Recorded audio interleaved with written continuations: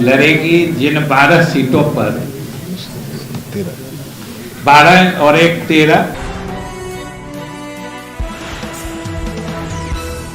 ये केंद्रीय मंत्री एवं भारतीय जनता पार्टी के वरिष्ठ नेता आदरणीय श्री भूपेंद्र यादव जी, बिहार के उप मुख्यमंत्री श्री तारकिशोर प्रसाद जी, भाजपा के प्रदेश अध्यक्ष और सांसद श्री संजय जायसवाल जी, जनता दल यू के प्रदेश अध्यक्ष श्री उमेश कुशवाहा जी और यहाँ उपस्थित सभी पत्रकार मित्रों, सबसे तो पहले आप तमाम लोगों के साथ हम भूपेंद्र जी का भी स्वागत करना चाहते हैं, जो कि दिल्ली से विशेष रूप से गठबंधन और भाजपा जदयू की आपसी सहमति और समझदारी कैसे बनी रहे, इसके लिए इन्होंने अपना समय निकालकर यहाँ पधारने की जहमत उठाई है। इसके लिए हम इनको भी धन्यवाद देते हैं और आभार प्रकट करते हैं।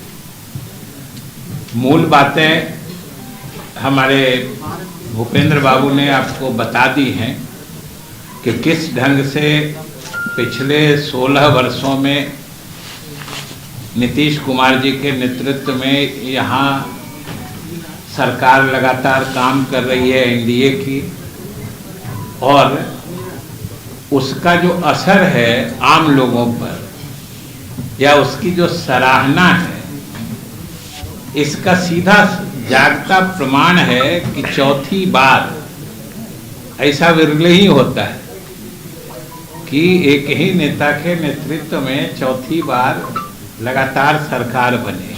ऐसा कम होता है, कम प्रदेशों में होता है। तो ये हम लोगों के सरकार की विश्वसनीयता है, और जिस ढंग से अभी भारतीय जनता पार्टी और जनता दल यू का गठबंधन, अन्य हमारे सहयोगी दल भी हैं, उनके साथ जितनी मजबूती से चल रहा है, यह आपके सामने है। जो वर्तमान परिप्रेक्ष्य है, ये जो विधान परिषद के स्थानीय निकाय से जुड़े चुनाव हैं, आप सब जानते हैं कि उसमें 24 सीटें हैं अभी रिक्त। वैसे तो नियमतः तो इसमें 8-8 सीटों पर 3 क्रम में चुनाव होने होते हैं। 1/3 सदस्य रिटायर करते हैं और प्रत्येक 2 वर्ष पे चुनाव होने। लेकिन पीछे के समय में कुछ ऐसी परिस्थितियां बनी थी जिसके कारण से एक साथ 24 सीट रिक्त हो गए, और फिर पिछली दफा से 24 सीटों पर एक साथ चुनाव हो रहे हैं। और हम लोगों की आपसी समझदारी इसी क्रम में बननी थी, और स्वाभाविक रूप से इनके 13 थे तो ये 13 लड़ना चाह रहे थे। लेकिन हम लोगों के अलायंस में जो एक आपसी समझदारी का, जनता दल यू और भाजपा का 50% का एक समझौता था, उसके तहत हम लोग 12 लड़ना चाह रहे थे। तो ये हम लोगों का की पुरानी इच्छा थी। इस पर कई राउंड हम लोगों ने बात की और रास्ता इसका निकला, जब इन्होंने जैसा बताया कि एक सीट इनको सहयोगी दल पारस जी के लोजपा को एडजस्ट करने के लिए, उसमें सामंजित करने के लिए आवश्यकता थी। तो हम लोगों ने भी 11 सीट पे सहमति दे दी कि हमारे एक सहयोगी दल की भी साथ आ जाएंगे। तो जैसा कि इन्होंने बताया कि 12 पे भाजपा लड़ेगी, 11 पे हम लोग लड़ेंगे, और 1 सीट पर हमारे लोजपा पारस जी वाली लोजपा के उम्मीदवार लड़ेंगे। तो इस तरीके से ये समझिए कि एक बहुत ही अच्छा आपसी समझदारी का और बड़ा ही मजबूत निर्णय है। इससे कई तरह की भ्रांतियां भी दूर होंगी, और आप लोगों के भी जो कयास चल रहे थे, ये उस पर भी एक तरह से आज से विराम लगेगा।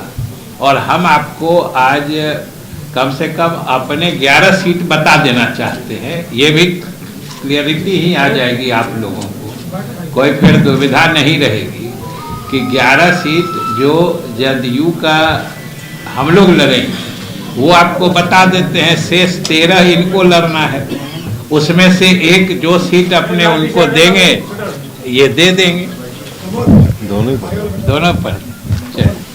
तो हम दोनों ही पढ़ देते हैं। जब इन्होंने अपने सीटों का भी विवरण पढ़ने का अधिकार दे दिया तो मैं उसे भी पढ़ देता हूँ।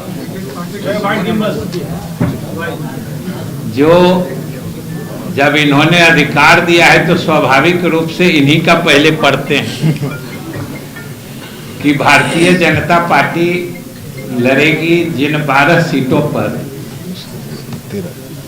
12 और 1 13 जो पारस जी का है, तो भारतीय जनता पार्टी रोहतास पहला, दूसरा औरंगाबाद, तीसरा सारण, चौथा सिवान, पांचवा दरभंगा, छठा पूर्वी चंपारण, सातवां किशनगंज, आठवां कटिहार, 9वां सहरसा, 10वां गोपालगंज, 11वां बेगूसराय, 12वां समस्तीपुर, 13वां वैशाली, जो ये अपने सहयोगी दल पारस जी के लोजपा को दे रहे हैं।